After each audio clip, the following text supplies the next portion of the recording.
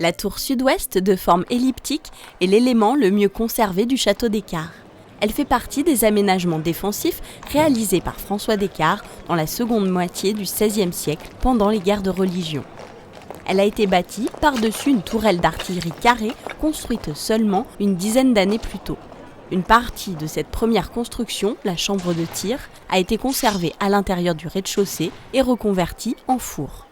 La tour elliptique vient l'enfermer autour d'un couloir appelé gaine de tir. L'usage de la tour elliptique était essentiellement dédié à l'artillerie, comme en témoignent les 16 ouvertures de tir réparties aux différents étages.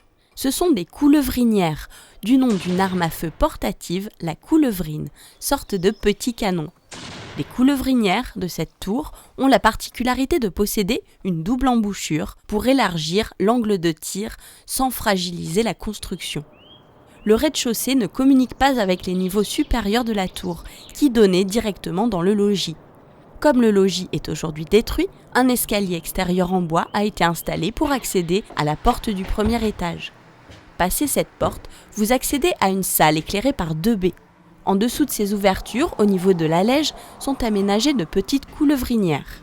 Un escalier en vis, aujourd'hui reconstitué en bois, vous mène au 2e étage où vous retrouvez une petite pièce de conception identique à la première. L'un des murs a conservé les traces d'un enduit peint de cercles ocre. L'escalier se poursuit vers le 3e étage où est aménagée une plateforme d'artillerie. Sa forme circulaire permettait de manœuvrer facilement les canons dans différentes directions.